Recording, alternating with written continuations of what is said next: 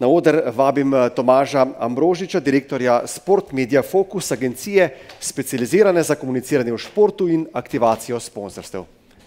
Dobar dan, dobrodošli. Izvolite. Tudi midva začenjava z ogrevanjem, kot se spodobi. Kdaj je čas za grajenje osebne znamke športnika? Sprašujeva vas in prosiva za hitro glasovanje na slajdu. Nekaj privlačnih opcij imate in Tomaž, zdaj že malce slutiva, kam se nagiba občinstvo. Se pravi, kdaj je čas za grajenje osebne znamke športnika? Pokomentirate kar zdajle ali pustiva še malce časa za razmislek? Zdaj bi morda začel najprej z osebno znamko. Osebna znamka športnika je seveda potem korak, ko se nekdo postane vrhunski športnik in postane prepoznavan zaradi tega, kar doseže v športu, ampak izhodišče se mi zdi, da je v bistvu osebna znamka in to je naš ime, priimek, ki ga dobimo, ko se rodimo, pravzaprav, ko stopimo na ta svet, se začne pot vsakega od nas in vsi, ki smo danes tukaj, smo na nek način, imamo svojo znamko, ljudje nas po nečem poznajo, nas loči od drugih. Šport je pač eno od področij, v katerem se v življenju ukvarjamo. Vemo, da je to športno obdobje pri športnikih kratko, zato je toliko bolj pomembno tudi, kako pravzaprav vstopimo v ta svet športa, tudi potem, kako izstopimo, kajti ne konča se naša pot osebne znamke. Zato se mi zdi, da v bistvu ne gre samo za to, kako jo gradimo kot športnika, pomembno se mi zdi, kako jo gradimo kot osebnost, potem nam jo pa šport seveda lahko pomaga nadgraditi, utrjevati, narediti bistveno bolj prepoznavno, ampak še vedno bomo to mi, bo to naša identiteta, takšna, kot smo jo imeli v obdobju, ko nismo bili športniki, ko smo začeli razvijati, zato se mi zdi, da je potrebno o osebni znamki razmišljati na začetku, o tem, kaj si, kako te okolje sprejme, kako se postaviš v tem okolju, kakšno spoštovanje si lahko ustvariš, potem pa seveda šport ti lahko pomaga, ni pa nujno, ni nujno, da te potem šport zaznamuje, so še cel kup nekih drugih sposobnosti, lastnosti, ki jih ima vsak posameznik, na katerih je vredno graditi. Morda malce provokativno, je smiselno, da osebno znamko postavljajo športniki kot nogometaš Tomaž Ambrožič ali samo Tomaž Ambrožič? Ja, ravno to. Mislim, da je to, da si nogometaš, da si košarkaš, karkoli, je lahko, biatlonec, skakalec, je lahko nek dodaten plus, ki te pa zaznamuje v času oziroma te naredi bolj prepoznavnega. Ampak če zdaj gledamo, da pogosto razmišljamo o tem, kako bo športnik svoje prihodke ali pa monetizira lahko svojo športno pot v času kariere, takrat, ko je uspešen, ko dobiva nagrade, ko postane zanimiv za šport, za sponzorje. Ampak glavna pot se mi zdi se začne po koncu kariere, kajti še vedno je večji del svojega življenja sledi potem, ko enkrat zaključiš svojo športno pot in tam pride do izraza, kaj si zgradil do 30. do 35. leta. Tako kot je v uvodu Ivica govoril, se mi je to zelo pomembno, da razmišlja že takrat, ko nima še kariere, ko razmišlja o tem, ne samo o tem, kakšno boš imel zaposlitev, kaj boš počel, ampak takrat se v bistvu postaviš, takrat si tudi cel kup nekih lastnosti lahko zgradiš, da si potem lahko uspešen. Zato se mi zdi, da danes športnike potem, ko končajo kariero, si jih zapomnimo po rezultatih, ampak tiste, ki jih pa si jih zapomnimo zelo dobro, ki jih potem spremljamo, jim sledimo tudi po koncu kariere, si jih pa običajno ne zapomnimo samo zaradi rezultatov, ampak zaradi tega, kakršni so, zaradi njihovih osebnih lastnosti, ker so nam simpatični, ker so dobri govorci, ker se ukvarjajo še morda z nečem drugim, kar ni samo šport, pa so se dokazali še na tistih drugih področjih, tako da je to grajenje osebne znamke pri športnikih res kompleksno, večplastno in mislim, da ni dobro, da ga gledamo samo skozi šport. Našteli ste nekaj teh lastnosti, po katerih si zapomnimo športnika po karieri oziroma ob rezultatih, zgovornost, simpatičnost, neki zanimivi hobiji, neka zanimiva strast še poleg športa, morda še kakšna stvar? Predvsem je pri znamkah, pri vseh znamkah konec koncev, vse morda je bolje, če razmišljamo o osebnih znamkah športnikov, bomo morda lažje razumeli, to, če se postavimo v vlogo, kako mi sami opazujemo ostale blagovne znamke, ki nas obkrožajo, ki nas nagovarjajo, ki nimajo veze s športom. In seveda smo bolj naklonjeni tistim znamkam, ki se nam zdijo kredibilne, ki zagovarjajo vrednote, ki so nam blizu. Ni nujno, da so tiste znamke najboljše. Primer, lahko govorimo o znamkah pijače, o znamkah oblačil, o znamkah osebnih avtomobilov. Vsak ima nek svoje preference, različne stvari nas prepričajo, se nam približajo in tako je tudi pri osebnih znamkah športnikov.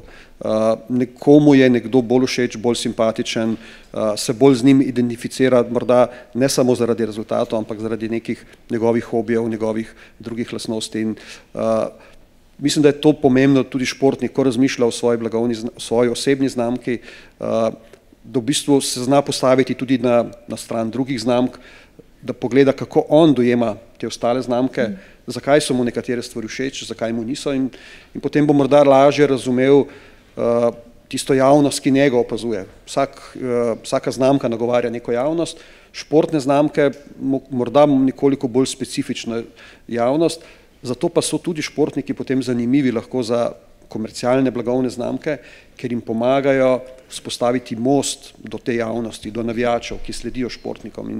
In to je pomembno, da ko neka druga blagovna znamka, konec koncev, recimo Zavarovalnica Triglav, ko osebno sponzorira nekega športnika, ga tudi sponzorira oziroma se povezuje z njim zato, ker ve, da ima on svojo javnost. In ta javnost je zanimiva Zavarovalnici Triglav, Mercatorju, banki in podobno.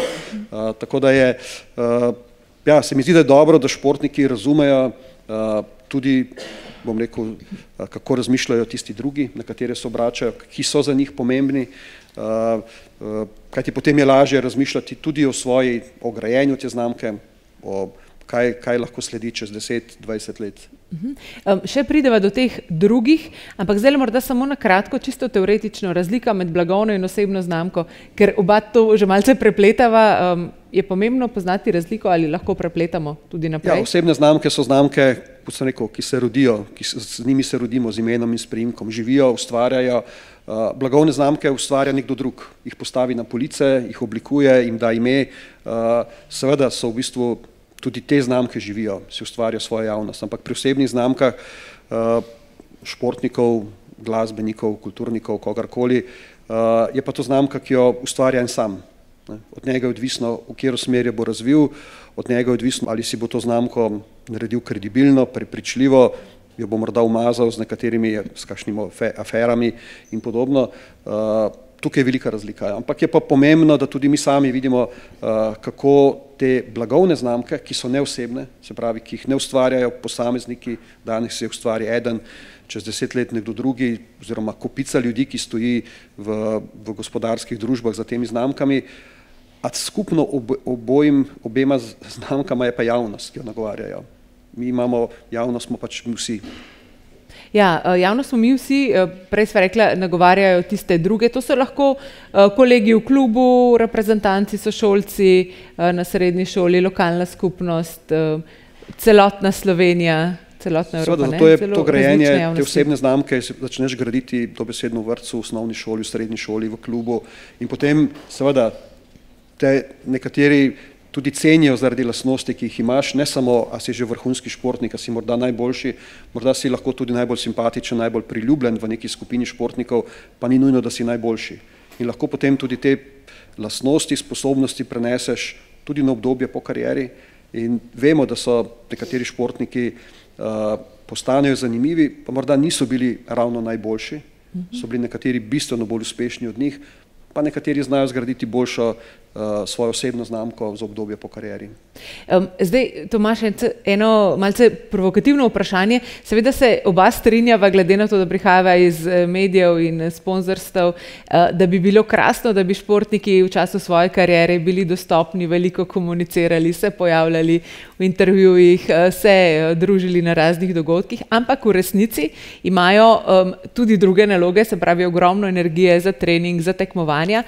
Se pravi, kako to speljati v času kariere, da te obveznosti ne izpraznijo, ne iztrošijo, da si lahko osredotočen na svoje osnovno poslanstvo in kljub temu dostopen, zgovoren, angažiran, kakšen trik, kakšna bližnica morda, če obstaja.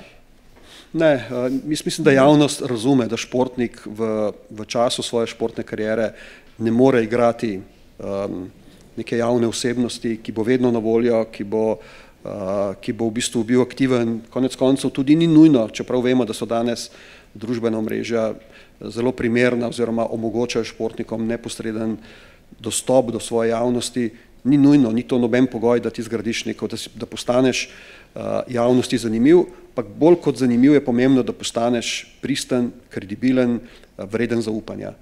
To se kasneje pokaže kot nek kapital, ki ga športnik ustvari, predvsem, da si dosleden, da te prepoznajo kot nekoga, ki si seveda predan svojemu delu, ki si marljiv, morda tudi ne govoriš preveč, kajti vemo, da v bistvu včasih z besedami tudi kdo želi povedati več, kot pa je morda sposoben narediti. In mislim, da javnost tukaj zna prepoznati in so jim včasih bolj všeč, oziroma večinoma tisti, ki v bistvu govorijo s svojimi dejanji, ne zgolj z besedami. Ja, to je zdaj kar hud udarec zame, kot radijsko novinarko, ampak okej. Tomaž, ne govoril sem o športnikih.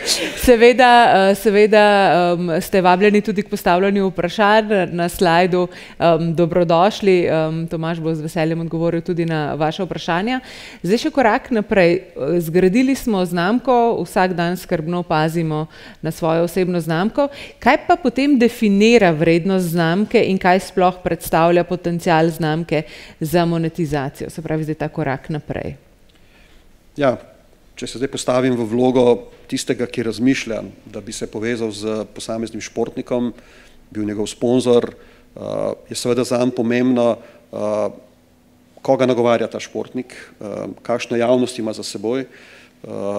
Seveda je treba poiskati skozi različne načine, ali bodo sporočila, ki se bodo prenašala preko tega športnika, nagovorila zelo ozek krog ljudi ali širok krog ljudi, kakšne ljudi, kako se športnik se je uspel postaviti oziroma ali ga ljudje spremljajo izključno zgolj zaradi njegovih športnih uspehov ali lahko v njem vidijo morda tudi nekaj več. Morda en zanimiv primer, ki se mi je zdel ravno pri nekem takem vprašanju, ko smo v preteklosti sodelovali z atletom Kristjanom Čehom, pa ko smo se pogovarjali z njim, kaj so te njegove lastnosti, razen da je uspešen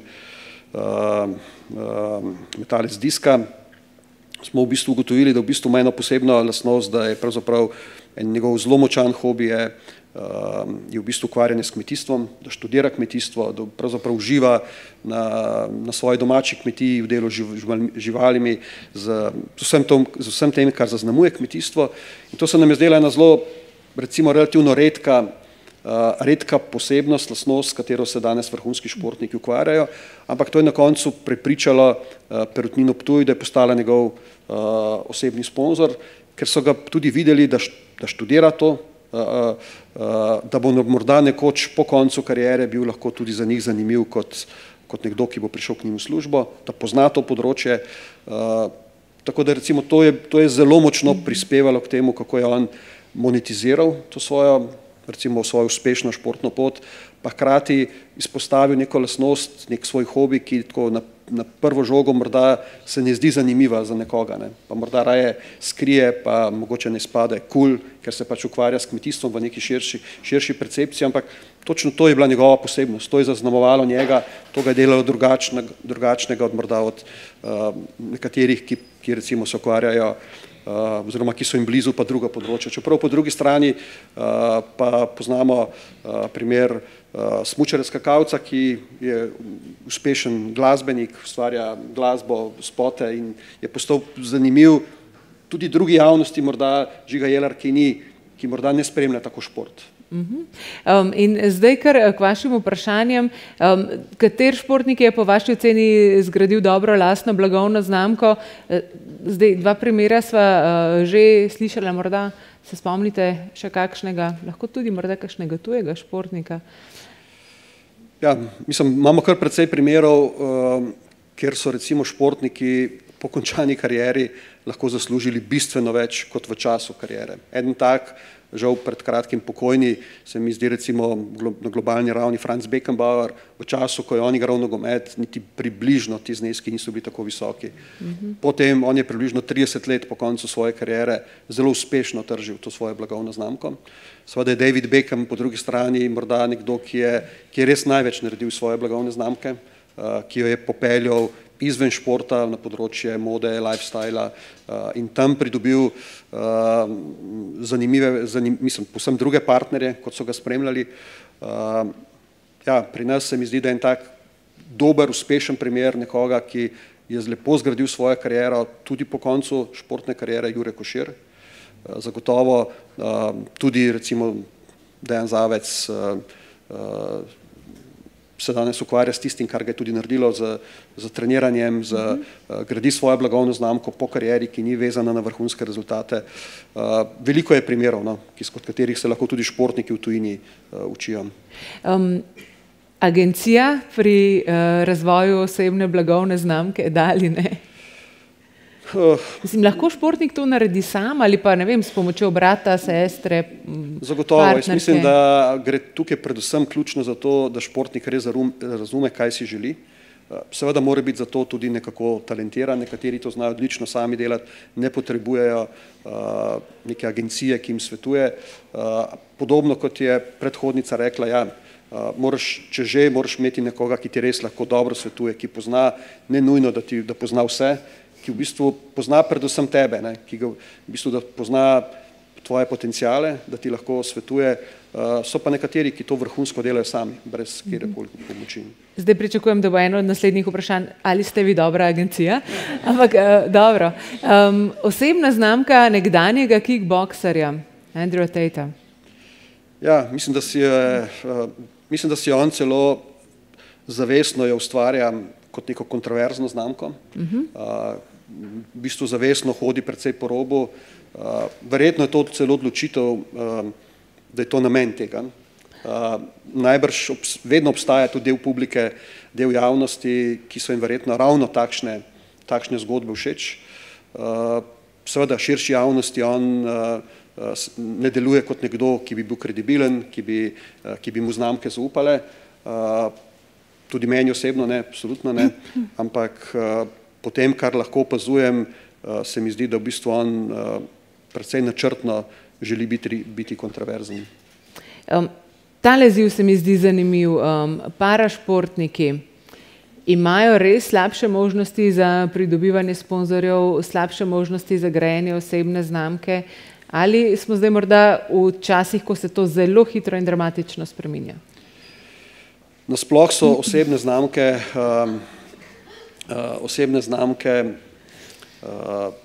zanimive za blagovne znamke, kadar obljubljajo oziroma ponujajo nekaj več kot zgolj neko prepoznavnost, kadar ponujajo zgodbo dobro. In tukaj v bistvu ne moremo ločevati med športniki, parašportniki. Mislim, da smo, celo bi rekel, da morda parašportniki imajo lahko bistveno bolj zanimive zgodbe, kajti vemo, da v bistvu uspeti kot nekdo, ki ti je v bistvu, ker si prikrajšan pri določenih sposobnostih, potrebuješ bistveno močnejšo voljo, bistveno težja pot je pred tabo, da narediš, in zato si lahko ravno tudi bolj zanimiv. Poznamo primere tudi pri nas. Darko Đurić recimo si je naredil dobro blagovno znamko, prepoznaven, zna to tudi deliti tistim, ki jih takšne zgodbe zanimajo. Vsi se lahko od vsakega izmed nas marsikaj naučimo. Športniki so vir inspiracije, parašportniki so verjetno še močnejši vir inspiracije za vsakega od nas. Kajti vemo, da v bistvu, ko naletiš na težavo, na oviro, na stopnico, ki se ti zdi previsoka, pretežka, jaz se vedno spomnim zgodbe, ki vedno pri kakšnih takih izzivih, ki mi pride na pamet, je zgodba Petra Majdič, njena olimpijska zgodba, ko bi verjetno vsak izmed nas obležal in se predal. Ampak ona je znajdla to moč, da je pravzaprav z zlobljenimi rebri na koncu prišla do olimpijske medalje. To so te zgodbe, ki zanimajo blagovne znamke druge, in če je športnik sposoben potem tudi te zgodbe, to inspiracijo deliti z ostalimi, potem je absolutno zelo, zelo zanimiv. Zdaj imate težko nalogo, da poiščete nek nasvet, motivacijo za športnika, ki se mu zdi vse izven njegovega primarnega polja delovanja odveč oziroma nepotrebno. Jaz bi rekel, da to ni nujno, da to ne pomeni, da mu karkoli poslabša izhodišče pri tem, da si bo zgradil svojo znamko. Zato ker, kot sem rekel, pomembno je, kako bo javnost percepirala to njegovo pot. Če bo pri tem, kar počne, konsistenten, vztrajen, tudi če ne bo veliko na voljo in če bo javnost občudovala in cenila njegove uspehe, bojo za te stvari čas tudi po koncu kariere. Ni to pravilo, ker je stvar mora biti, da si pristen, mora izhajati iz tebe. In nismo vsi enaki. Nekdo je bolj zgovoren, nekdo se bolje znajde pred kamerami, nekdo tudi v tem morda uživa na nek način, pozitiven način, nekdo ne. In če bi zdaj razmišljal o tem, da nekdo, ki je danes vrhunski športnik, pa tega ne počne rad, to še ne pomeni, da si ne bo zgradil. Če ga bo javnost prepoznala, da je v svojem početju iskren, da je posvečen temu, kar počne, potem ga bo tudi kot takšnega cenila. In to je v bistvu zelo močna vrednota znamke tudi za naprej. Vse to velja za vsakega od nas, predvsem kar počne. Sej nekih zdravnikov ali pa umetnikov ne cenimo zato, ker so veliko v javnosti, ker v bistvu veliko govorijo, ker nastopajo. Cenimo jih zato, ker so dobri pri tem, kar počnejo, ker so recimo morda tudi družbeno odgovorni, ker so razumevajoči do okolja, ampak vemo, kaj je njihov glavni fokus. In pri športnikih je razumljivo glavni fokus šport. Če sam šport ni dovolj dobičkonosen, tukaj zdaj sklepam, da gre za to, da recimo nisi nogometaš, košarkar, in torej ni potencialno velikega interesa pri sponzorjih, se potem sploh splača graditi osebno znamko, da ali ne? Da. Vedno da, ravno zato, ker če boš v nečemu dober, pa morda ta šport ni komercialno zanimiv, ampak ti bo šport pomagal razviti neke tvoje osebne lastnosti, še vedno obstaja možnost, da te bodo morda nekdo tudi po koncu kariere prepoznali kot uspešnega športnika, morda ne takrat tako zanimivega za blagovne znamke, kajti nisi imel za seboj tako široke javnosti, ki spremlja ta šport, ampak to te ne dela nič slabšega kot osebnost. In če govorimo o osebni znamki športnika, se mi zdi, da so pomembne, rezultati so pomembni, da te naredijo prepoznavnega, ampak slej ko prej te javnost prepozna tudi po drugih lastnostih. Agencijska cena za izgradnjo blagovne znamke oziroma kako se vrednoti, vi poiščete športnika ali oni pridejo do vas. Sporočam, da bo Tomaž Ambrožič tule tudi v času odmora za kavo, tako da lahko pridete tudi do njega. Nekaj je dejstvo, v agenciji smo se v preteklosti precej ukvarjali, zelo smo ponosni, smo z večjimi športniki, z nekaterimi še delamo, ampak neka pot, ki smo jo naredili skupaj z Dejanom Zavcem, se nam zdi neka tudi za nas referenca. Spomnim se telefonskega klica, ko me je Dejan poklical, moram reči, da verjetno, če ne bi poslušal enkrat pogovora z njim na Valu 202, bi ga komaj da poznal. Ampak takrat me je v tistem pogovoru tista njegova iskrenost tako prepričala, navdušila, da se nam je zdel, potem ko smo se v agenciji prvič z njim srečali, nas je vse prepričal. Z razlogom so mu dali takrat v Nemčiji naziv Mr. Sympathicus in smo ga spremljali, bom rekel, brez da bi mu rekli, glejte, tole je naša cena. Naš slovenski trg žal ne deluje tako, prihodki športnikov so izjemno, ali pa tudi celega trga tako skromni, da iskreno sam v bistvu niti ne vidim tukaj prostor za neko agencijo, ki bi se zelo profesionalno ukvarjala in iz tega naslova pokrivala svoje lastne stroške. Kajti tako kot se mora športnik maksimalno posvetiti svojemu delu, se seveda pričakuje tudi od agencije, da se s celotno ekipo ga suportira. Ampak na koncu seveda prideš do vprašanja, kdo bo to plačal. Ne moreš tega od športnika pričakovati, ko se pravzaprav on bori na nek način za preživetje. Sponzorski zneski niso tako visoki, da bi 10-15% nek fee od tega lahko pokri vse stroške celotne ekipe, ki se mora posvetiti športniku, če res želi kvalitetno storitev. Tako da v bistvu, če sem iskren, v zadnjem času bistveno manj časa temu posvečamo. prej, bom rekel, s kakšnim nasvetom, pro bono, kateremu športniku svetujemo, v katero smer. Žal nas je 2 milijona v Sloveniji in najbrž nas nikoli več ne bo. Športnik, ki stopi iz tega okvirja ven, ko postane globalno zanimiv, seveda potem nastopijo drugi trenutki, nagovarja drugačen trg, ni zanimiv samo za slovenski trg. To so potem drugačne zgodbe, ne? Ampak Slovenija je specifična in tukaj verjamem, da je za športnike težko, ko si iščejo, ampak se gre za, ne samo za to področje nekega agencijskega svetovanja in podpore, tudi za vsa ostala področja, ki jih športnik potrebuje, lahko so to trenerji. Žal denar, ki ga dobijo, se večinoma ga porabi zgolj za tisto, kar je najbolj nujno, kar je tudi prav za šport, za športno področje in potem zmanjka za ostala področja. In še za konec tega pogovora morda nasvet ali opomnik, ko se športniki skušajo postaviti v čevlje sponzorjev, potencialnih partnerjev, kakšen je ponavadi stereotip ali pa napaka, ki jo naredijo pri tem, kaj bi svetovali športnikom, na kaj ne smejo pozabiti? Mislim, da je to zares zelo pomembno, kajti večinoma tudi sam sem bil športnik in takrat, ko si športnik, razmišljaš o tem, da te nekdo podpre, te sponzorira, ti pač da denar, razmišljaš v glavnem o tem, kdo pa ima, da me lahko podpre, kje bom iskal svoje tiste financerje, da bi mu pomagali. Bodi si, ne stopaš kot klub, kot športnik posameznik, ampak danes temu ni tako. Na drugi strani imaš vedno nekoga, ki razmišlja, ki ima na voljo x enot nekih sredstev za to, da jih pač nameni za dosego ciljev, ki so pred njim, pri njegovi blagovni znamki, ki jo zagovarja, in poznavanje njegovega razmišljanja se mi zdi, da je zelo pomembno, kajti včasih, če športnik zna poslušati, zna raziskovati to drugo stran, da razume, kako korporacije razmišljajo, mu vsaj v pogovoru, ko se pač pogovarja z nekom za sponzorstvo, za neko sodelovanje, če bo znal uporabiti deloma tudi jezik, ki ga uporabljajo tisti, ki odločajo o tem sponzorstvu, bo zagotovo bil bolj uspešen. Kajti če drugega bo ta druga stran razumela, da je tako kot športnik pričakuje, da ga bo sponzor poskušal razumeti, da bo vedel, kaj počne, velja obratno, da tudi športnik mora razumeti razmišljanje ljudi, ki odločajo o porabi sponzorskega denarja, ampak dostikrat se na to pozabi in se samo išče kontakte, kdo lahko komu kje pomaga, kdo koga pozna, da mu bo zrihtal to in to. In ja, včasih tudi to funkcionira, ker smo pač skupaj ena manjša vas v Sloveniji in tako žal funkcioniramo, ampak tako je, no, ampak ne glede na vse to, smo svetovna velesila v športu, ki nam vsi priznavajo in se lahko od nas tudi na tem področju samo veliko naučijo. In naj traja, ne, to. Najlepša hvala, uspešno delo želim vam in ekipi. Hvala lepa.